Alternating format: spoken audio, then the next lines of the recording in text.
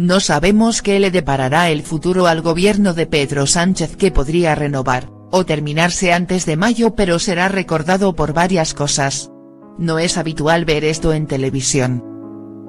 Por ejemplo, algunas de las dimisiones que se produjeron en poco más de 100 días en el Ejecutivo, según SQ. Carmen Montón, Concepción Pascual y Máximo Huerta renunciaron a sus puestos por motivos diferentes, pero el que más afectó a Sánchez fue del de Huerta.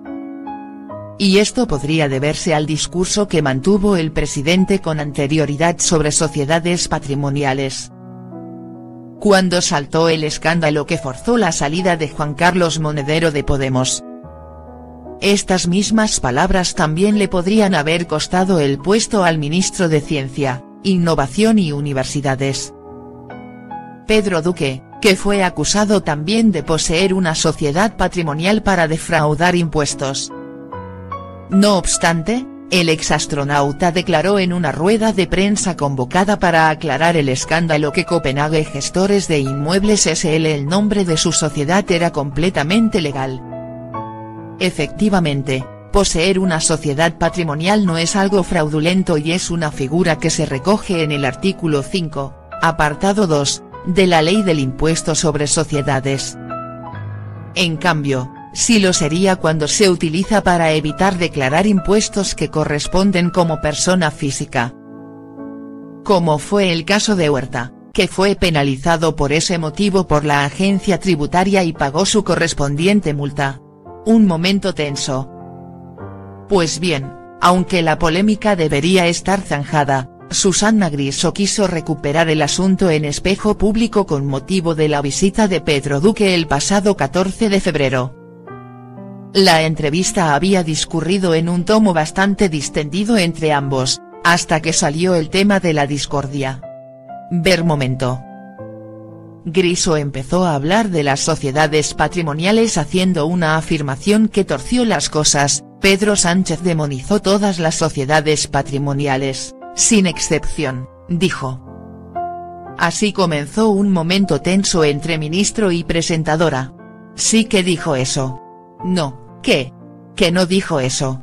No. Dijo que no tendría en su ejecutivo a alguien que utilizase una sociedad para pagar menos impuestos de lo que corresponde. Es diferente, expresó Duque. Esta afirmación dejó sin palabras literalmente a Griso, que pidió al ministro que, por favor, repitiese lo que había dicho, alegando que no había podido escuchar por culpa del pinganillo.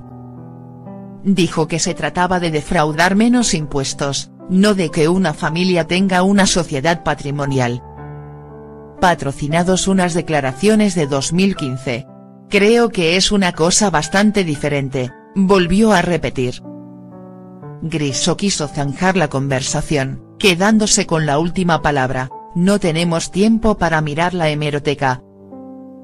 Pero yo creo que el foco lo puso en todas las sociedades patrimoniales, dijo. Pero para quienes se quedaran con la intriga de saber quién llevaba la razón, resulta que era Pedro Duque quien la tenía.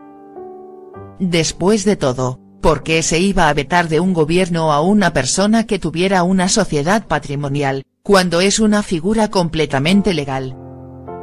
En concreto lo que Sánchez afirmó en 2015 en una entrevista en Informativos Telecinco, cuando era secretario general del PSOE. Fue que si tuviese en la ejecutiva federal de su partido, a un responsable político que crea una sociedad interpuesta para pagar la mitad de los impuestos que le toca pagar, esa persona al día siguiente estaría fuera de la ejecutiva.